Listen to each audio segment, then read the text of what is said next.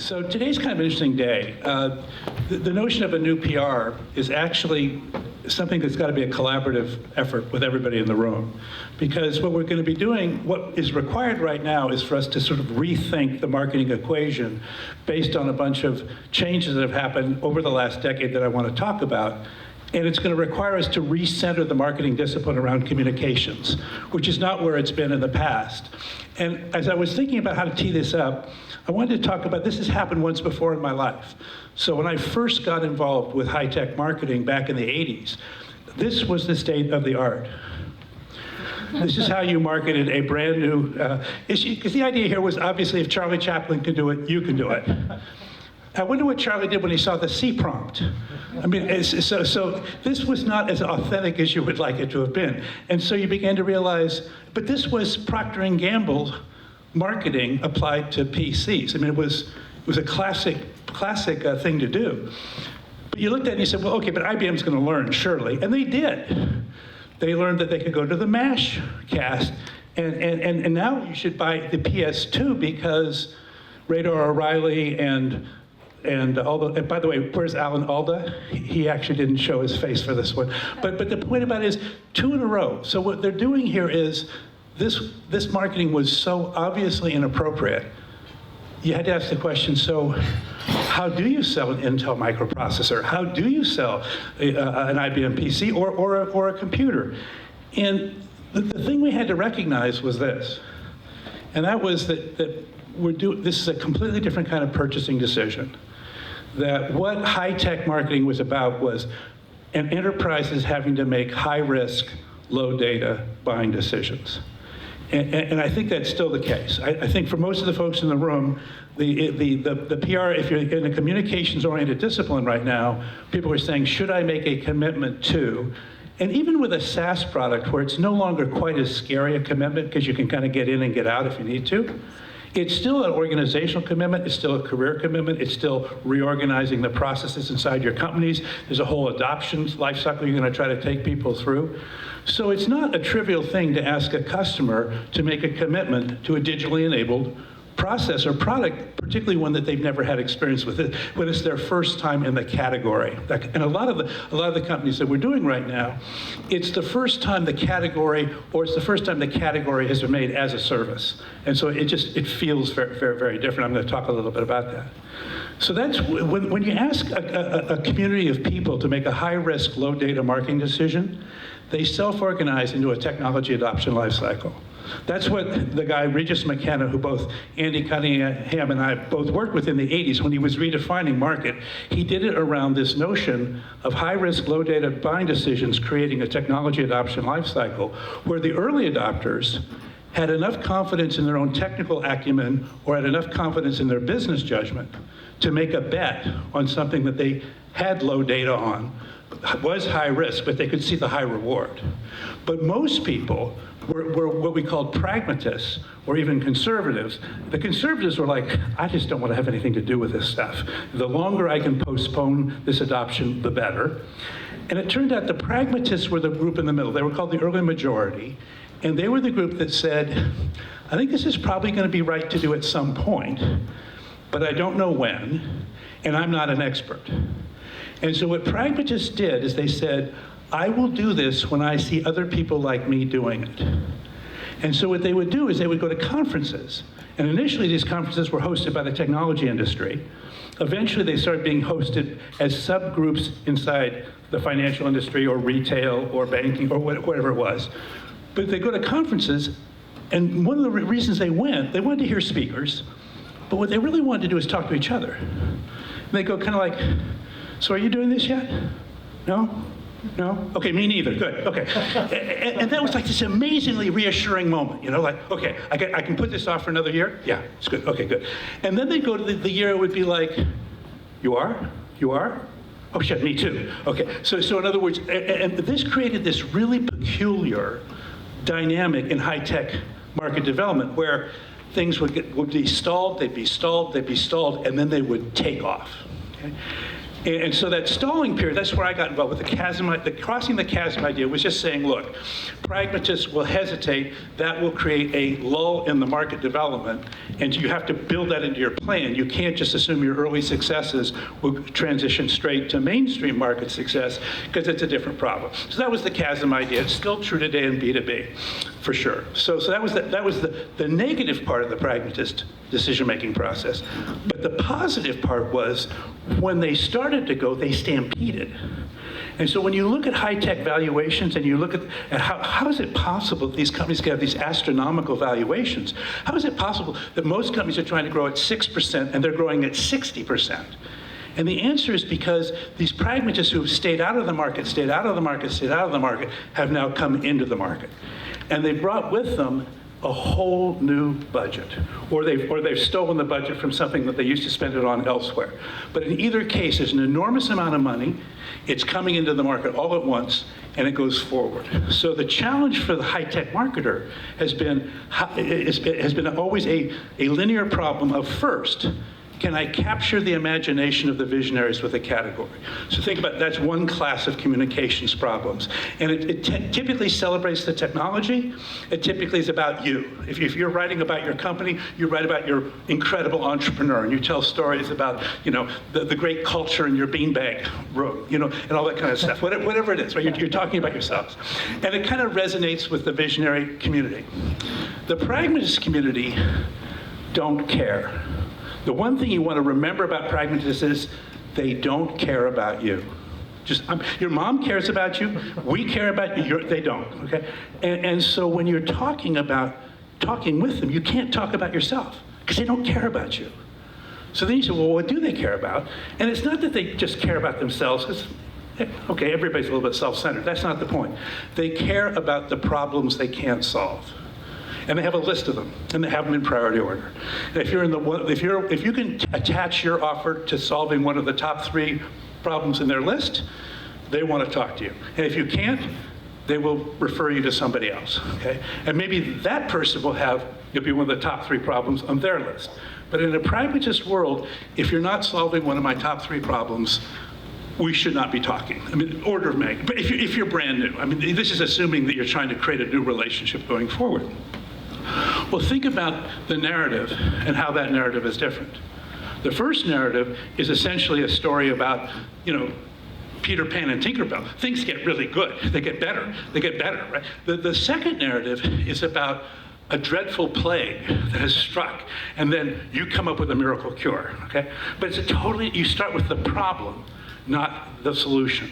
And most of the problems that people that like myself and Shram and Andy and folks who talk with a lot of different companies all at the same time, the number one criticism we always make of all the communications is way too much about you, way too little about the problem, way too soon to go to the solution. And by the way, stop demoing on the first call. Okay? Just those kinds of things. Now, those are things which a communications professional gets. But what's happened is the communication profession needs to become a more powerful voice in the marketing mix, because it tends to get overridden by people who say, no, I've got to make the quarter, I've got to qualify the account, I've got to give them a demo. Mark likes me to give demos. If you work at Salesforce, it's like, I'm sorry, Mark likes you to give demos, but they don't. Okay, so deal with it.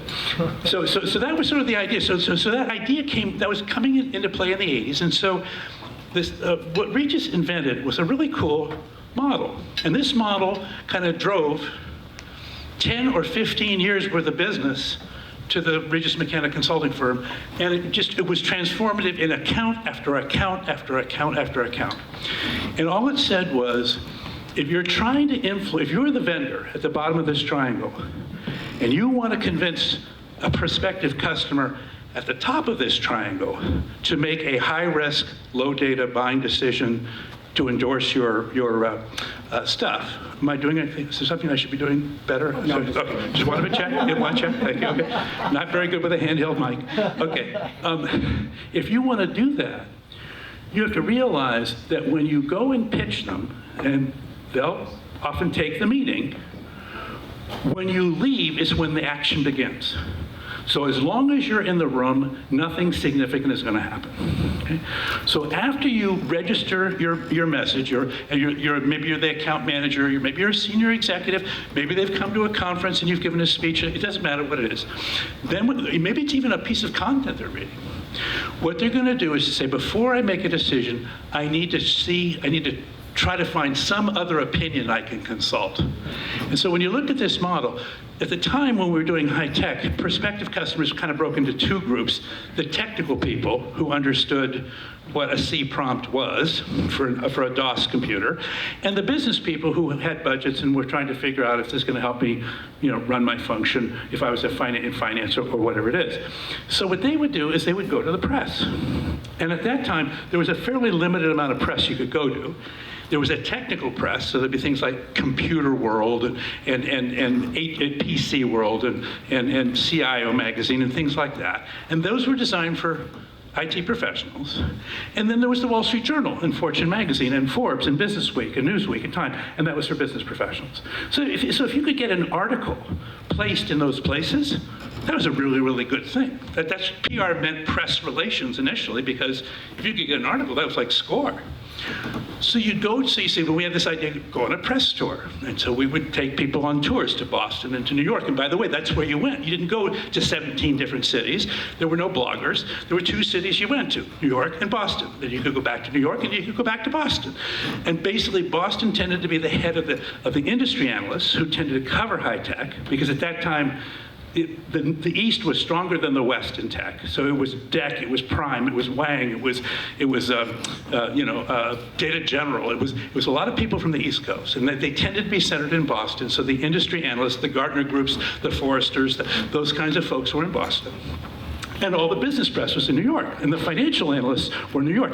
And the interesting thing about a press person is, when you would bring them and pitch them a story, they actually, at this time, check sources. Now, I realize in our contemporary environment, this seems very odd, but they did. They actually checked sources. And so the business press would go to the financial analysts saying, are you following this category? Do you know anything about this personal computer stuff? Who is Gateway? Or who is, Lenovo, but it wasn't a Lenovo. But who are these people? And so the business press would go there, and the technical press would go to the industry analysts. They'd go to the Gartner group. At that time, the Gartner group actually did technical work, as opposed to just CIO mind melts. So there was real stuff there. So then you say, okay, well, I got an idea. Why don't we go there first? Why don't we, if we're going to follow the path of influence, if we're going to follow the path of reference down, let's influence and go get ahead of this game. So we started going to Boston before we went to, or we go to the analysts before we go to the press, and there was something called long lead press, were the monthlies, and there was short lead press, which were the dailies. We did all that kind of stuff. Well, the analysts, as this thing started getting momentum, they needed to get expertise. So then you had to start putting the analysts in touch with domain experts, as you're probably doing right now with maybe machine learning or AI or stuff like that. Then, people want to say, well, who's the person I should really learn from about AI? Because everybody's saying the word. So like, my crap detector keeps going off. Who should I talk to deal with my crap detector? That's a domain expert. And they also want to talk to customers. And so then we say, gee, Merry Christmas, you mean you have to have a reference customer before you launch a product? And so, whoa, what an idea. So then we started building the customer story in advance and briefing the domain experts. And then the industry organizations and the partners and the insiders tended to be socialization places. This is places where this is where the conferences were being held. This is who they would see at the other conferences. This is, are you doing it? Are you doing it? Am I doing it? Kind of stuff that was going on. And so the whole discipline of a launch was, if the customer is going to check references down the triangle, you need to organize and sequence your launch up the triangle. And you need to develop briefing materials at every single level, so that when it finally comes and the customer does look for validation, they find it wherever they look. And that was like a miracle. I mean, literally. I mean, we dined out on that for 15 years. There was like one idea, 15 years, tons of money, lots of influence. And by the way, at that time, Regis McKenna, if you were a high-tech firm, Regis McKenna could work with any high-tech firm in the world at any time. It was that cool, an idea. I wish things stayed cool forever. I had one moment in 1968, it was about 6 months when I was cool. Fortunately, Marie agreed to marry me during that 6-month period, because that was about the only time it would have worked. And 49 years later, she still has thoughts about that choice, but we're working it. But the point is, this is a really cool idea, but eventually the world changes. And so you start saying, what I thought I want to tee up, because Shram's going to talk about how the world of PR is going to change, and he's going to talk about what are some of the new best practices. I'm just trying to tee you up for why now. Why is something going on now? So I just have sort of one more slide to sort of share with you, and then maybe Shram and I have a little fireside chat. So this is what's going on that are differences. There's a lot of stuff going on, but I think there are 4 things that I wanted to call out and say, look, these are 4 things that I think are making categorical existential changes in our world. So this first thing is around the shift of the balance of power. In the 20th century, virtually in every industry I worked with, demand exceeded supply. So if you wanted a car, you went to a car dealer and you went through whatever torture they put you through in order to get your car.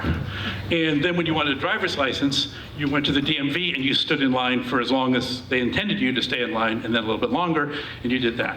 And you did the same. So everywhere you went, the vendor had more power than the customer, because at that time, although there was lots of plentiful goods in this country, by the way, in other countries there weren't even things on the shelf, but in this country there's lots of stuff on the shelf, but it was priced at, at relatively premium levels. What happened in the 90s is we completely re-engineered the global supply chain. We brought China into the economy, we brought India into the world economy. The price of an enormous number of goods plummeted dramatically as we were using digital technology in the supply chain to improve the supply chain better and better and better and better. And as a result, somewhere in the beginning of this century, power flipped from demand to supply. Meaning, in most industries now, supply exceeds demand. So in an industry where supply exceeds demand, the customer becomes the scarce ingredient. When demand exceeds supply, the product is the scarce ingredient. So I grew up in an era where product was king, and all of this work on marketing was about the product. You had to be a product expert and you wanted to do that. In a world where the customer is king, it's a different problem. I hope you're getting to see now why the communications discipline is becoming so critical. Because communications is an audience-driven discipline. You start with the person you're listening to and you work backward from them to think about the messaging. So, but in a product-centric world, you start with the product and how you can push it onto the world. It's just a different problem. So now we have this shift in balance from the vendor to the customer. And also, remember when I showed you that triangle, it was the business person and the technical person? The end user is becoming now more important than the technical person. In the world where we're saying product is no longer king, then the business model shifts from I'm selling you a product to selling you a service. Well, if you're selling me a service and I'm unsuccessful with that, I stop subscribing, so you lose. If you sell me a product and I'm unsuccessful with it, I lost. In other words, what we used to call customer service, the purpose of customer service was, did my product work? If the product, or customer support, is the product working? If the product's not working, we're going to fix it. We stand behind our products. The product is working and you're still not getting value, that's your problem, okay? Because you bought my product and I went elsewhere. That's the product economic equation. It's just, that's the way it works. But in a service-oriented economy, it's like if you stop using my product in a subscription model, I lose. Or if you underconsume. A lot of times you guys will sell a bunch of licenses or seats. Some of the seats will get used, some of them won't. Your sales force comes back to sell the next offer. The customer says, I'd love to buy that offer. By the way, I'm going to pay for it with a bunch of these seats I haven't used yet. So you've just consumed an entire sales cycle and gotten no new bookings because you didn't solve the adoption problem. And so there's all this vulnerability in the new tech business model that the customer success manager has to fill. So you start thinking about that customer success manager, and again, it's a communications-based discipline. Now, it's not the communications group, it's a different group. but they consume the content. They have to be great communicators. So this is what I think about. This is what I want to talk about the new PR. I hope today, as you work on the new PR, we need to build this. We need to draw the circle around a communication-centric center point and get the organizations realigned. We have it today. It's still being drawn around a product-centric center point, and that's a mistake. And it's creating a lot of business risk for companies. Okay, that's the first one. The second one you guys know better than I do, which is just digital just changes all the rules about information, and both getting it and sharing it. I mean, when I try to think, so for the first 20 years of my business life, if you bought a technical product, you had to get a manual, right? And all the techie guys would have T-shirts that say RTFM, read the fucking manual, right? Does anybody have, do you even know if there's a manual that exists for any product you have? It's Google. Google is your manual. Google is your, by the way, Google is, and then we had all these very protected sources of data information. So you go to Nexus and Lexus and Prexis and Mexis and Pexis, whatever it was, and you had to buy all this really, and you had special librarians who had special baloney. You just Google it, okay? So all of a sudden, this highly restricted triangle with these very specific press people, and I know this person at the New York Times, and I know this person at the Gartner Group. No. If you go to the Gartner Group right now and find a person over 30, you're lucky, right? It's just not, it just isn't, it isn't a select elect model anymore. It's much, much more democratized. And so as a result of that, the message carrying is being done in a much more high volume way, in a much more fragmented way, in a much more distributed way, which actually makes the communication job harder. Now the good news is it amplifies, but the bad news is it's noisy. And you can't like go to the 1 or 2, 3. We had this principle back in the 80s and 90s that if there were 100 people that wrote about it, only 5 really mattered. And if you had the relationship with those 5, it's like, you nailed it, okay? Not true anymore. Now, AirPR will give you the best view you can find on the 15 that matter, and there'll be some sort of decay curve. So you still have to figure out who's listening to whom, but it's a much more analytical, statistical, mathematical problem. It's not, well, no, it's right here. This is the whole key to my future, is I've got the right set of phone numbers with the right set of people in here. This, by the way, is called a notebook. I don't know if you've ever seen one. It's like an iPhone, only use a pen. Okay, so that was the digital democratization. The third one is the social networks thing, because again, what was interesting about the old model was, if you didn't go to a conference, it was hard to get that polling effect. And by the way, people still go to conferences for that very reason. But now there's a lot of other sort of social network polling kinds of things that are going on. And so you're watching, social networks like a LinkedIn in particular is trying to figure out how it can participate in this more effectively, is just the ability to interrogate the ecosystem about a given idea, claim, a given buying pitch, whatever. You used to get a lot more information, but it's coming from an online community. And so managing that community's understanding of your company is a real challenge. And what we're finding in the world of fake news is, apparently, at least in big chunks of our population, you can lie. And so then you think, well, if my competitor is lying, what do I do? I mean, these are real problems. They're problems that got detected in the old system, and they're not getting detected well in the new system. And so that's a set of problems for the new PR. But what's cool about it is white papers were fun to write, and nobody ever read them. And they still don't. Nobody. Hi, honey. Just give me a couple minutes. I want to finish this white paper. It's like you never heard that at home. It doesn't work that way. But what is cool is these threads. And so it became much more dynamic, it became much more active, and that's that whole sense of, again, if you think about the 20th century communication stuff was built around the Microsoft Office suite. We had PowerPoint, we had Word, and we had Excel. And they were designed to produce documents. And the document was the thing that you shared, that you collaborated with. That's not true in this century. The document is a late blooming artifact of something that has already happened in a more collaborative world. So if you're in the world of Google Apps, if you're in the world of Slack, if you're in the world of any of these thread-oriented worlds, you're co-creating a document 90%, well, X percent, and sometimes it's only 50%, 60, 80, whatever it is, of the value is actually aligning people around an evolving idea, getting and iterating. It's kind of like agile code development. We're going to iterate our way to success.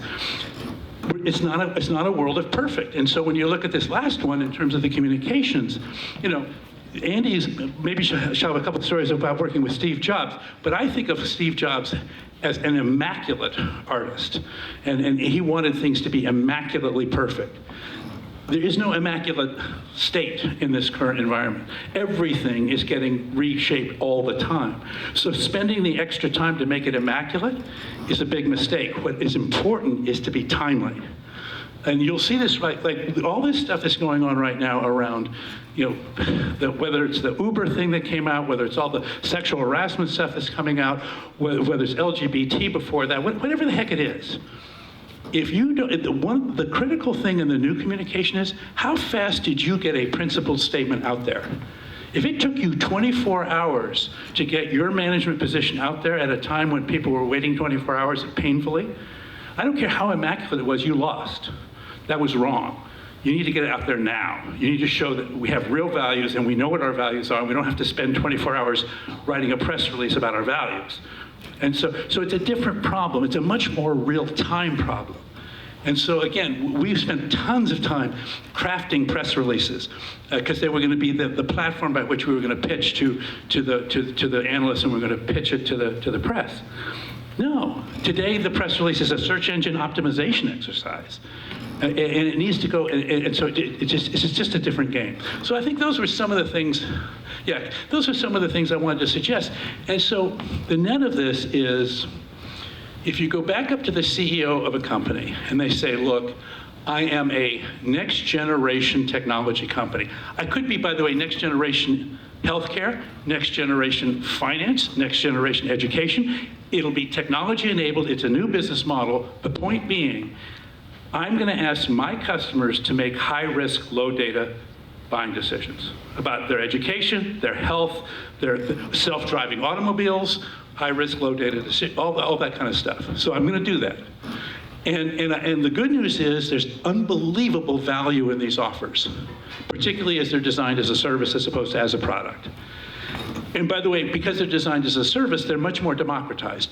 I don't have to ask my customer to, for example, if I'm in the computer industry, to spin up a data center. They can use my software at Amazon. So all of us, and they can use it on their mobile. So amazing opportunities. But I have to get them over that high risk, low data hump. And that still is there, that decision to commit, and whether it's dollars or whether it's organizational processes and time, you're going to take your brand or your processes or your product or your customer relationships, and you're going to put them in play in this new environment in order to create more value for your customers, but you're taking a risk. That risk problem is still there. And right now, what's happened in the last 10 years that I've seen, there's been huge advances in what I would call the demand gen response, Google-oriented AdWord kind of response where I'm buying commoditized stuff and it's low risk buying decisions. Amazon, anybody here, by the way, subscribe to Amazon Prime? Just raise your hand. Yeah, you want to send your paycheck to Bezos and can we be done with this? We don't even have to have it.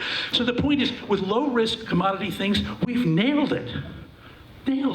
But high risk, low data buying decisions is still a challenge for folks, which is why I think we need the new PR because of these changes. So that's all I wanted to say right now. Maybe I'll invite Sharon back up. Thanks.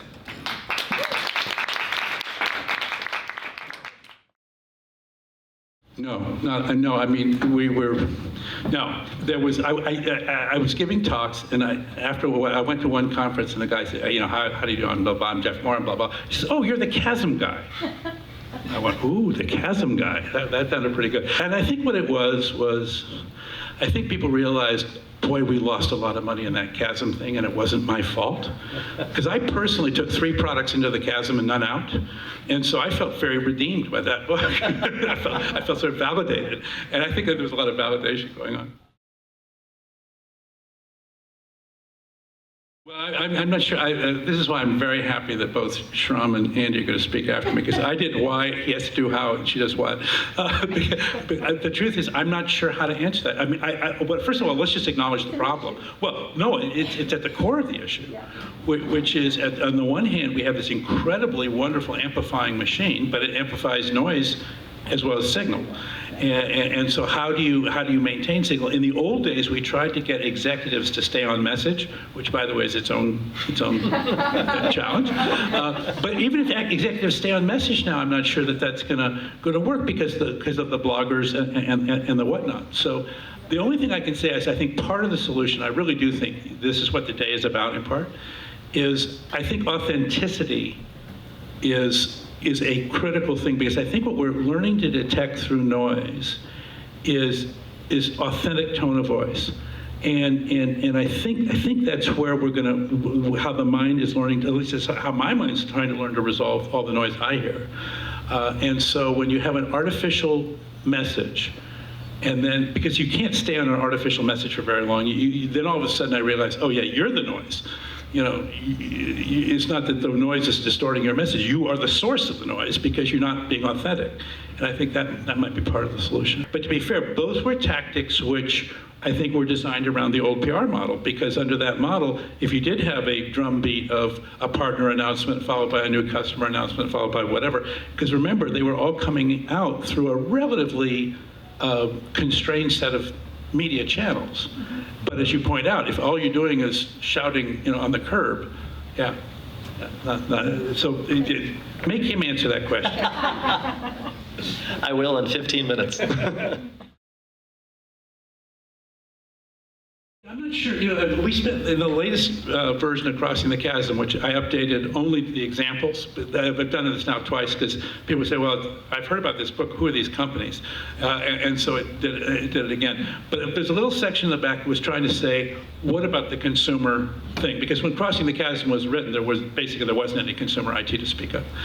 And what I think, I ended up with a framework we called the 4 gears, which says, in a world where there wasn't a lot of risk, if you think about high risk, low data, if you think about the consumer IT world, downloading an app, making a first transaction, if it doesn't work, it's low risk. So then you start worrying about things like we talked about: acquire, engage, enlist, and monetize. Kind of a circle. We sort of felt like if you could get that reinforcing circle, and then you'd ask yourself every quarter, do we have a problem with acquisition? Do we just not having enough people come to our site? Is it that they come but they leave and they don't stay? Is it we have an engagement problem? Is it that we can't get the influential few to reinforce this? Do we have an enlistment problem? Do we have a monetization problem where we've got this wonderful thing going on, we just can't, nobody wants to pay for anything? So we call them the 4 gears. But there wasn't a chasm in that model. There's definitely still a tornado. I mean, and there's sort of like, but it's almost like there is a tornado, because the key to Crossing the Chasm was start a micro tornado in a very painful, we call them a beachhead market, a very niche market. That niche strategy, you could sort of make it work. You say, well, Facebook started at Harvard, and then it went to the top 10 universities, and then the high school kids were reaching out to their college buddies, and you could sort of make it, but it just didn't feel credible. But for B2B, it just still feels very credible. Yeah, I mean, I think the problem right now is, first of all, I'm not sure anybody uses the word PR anymore. If they do it, I think they mean it in a very trivial sense. And Regis at one point wanted to call it market relations as opposed to public relations, because he was trying to do it. I think the problem with this conference right now is that PR has been marginalized at a time when it needs to be centralized. And it's really important, because this is a communication-based problem, but we're not putting our best communicators at the center of the effort. And so we're deprioritizing our best communicators and putting money behind other things, which in the old model might have worked very well, and maybe even in consumer it works very well. But I would claim it doesn't work very well for businesses. So I think part of it is we need to do a better job of defining what that new discipline is, what the new PR is, and then I think we have to market it. I mean, right now, and we have to market up. The other thing is I think we've talked a lot to ourselves.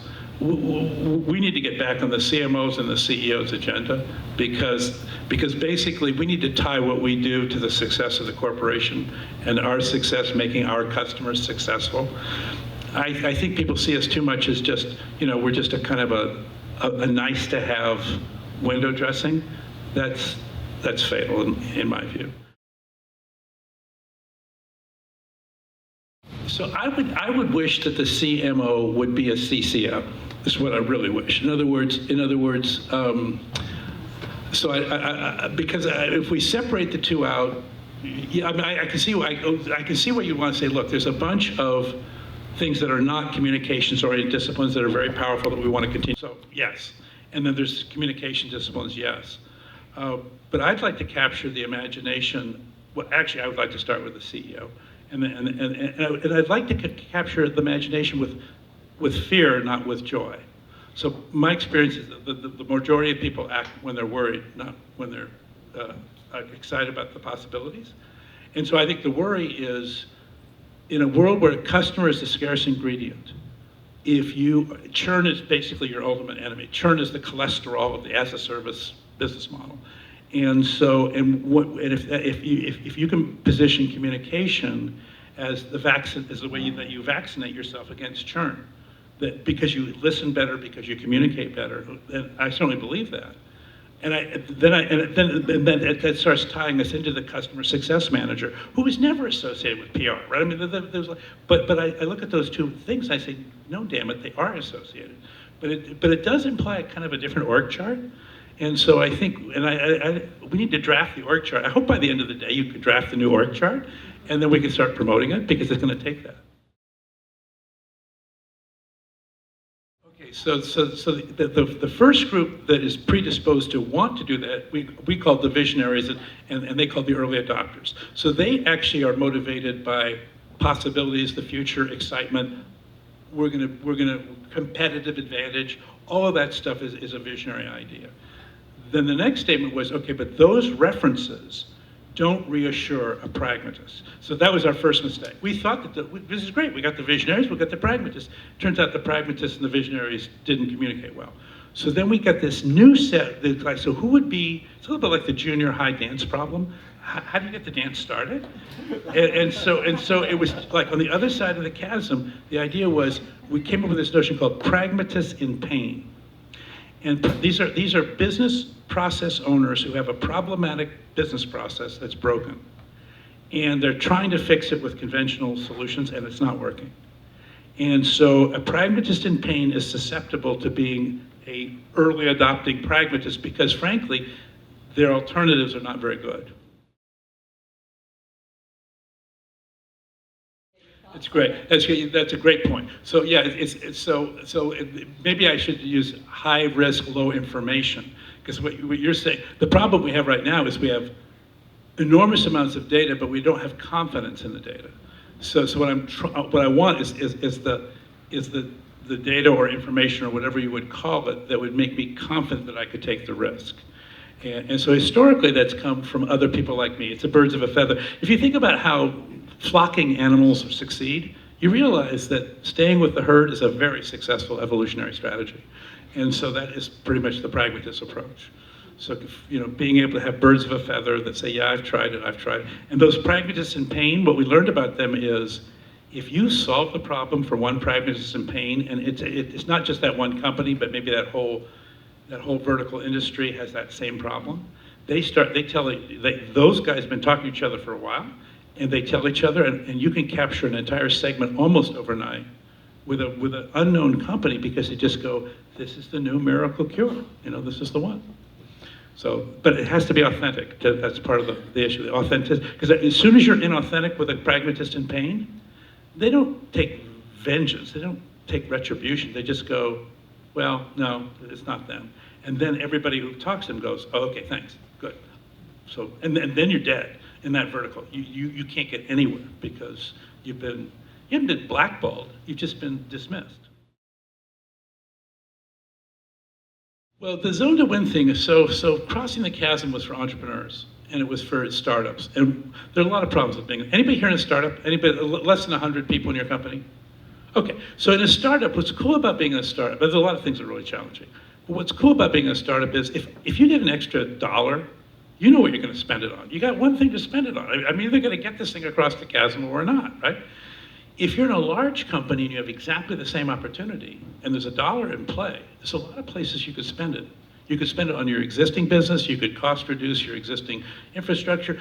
And so what happens in large companies is when you get the exact same opportunity with brilliant technology, you can't get it to get to scale. Because what happens when you try to bring it to scale, you have to go through what we call a J-curve. In other words, this is what venture capital is all about, right? You raise a bunch of money, you're not expected to pay it back in the near term. You're supposed to lose that money and then raise another round and lose that money, and then raise another round and lose that money.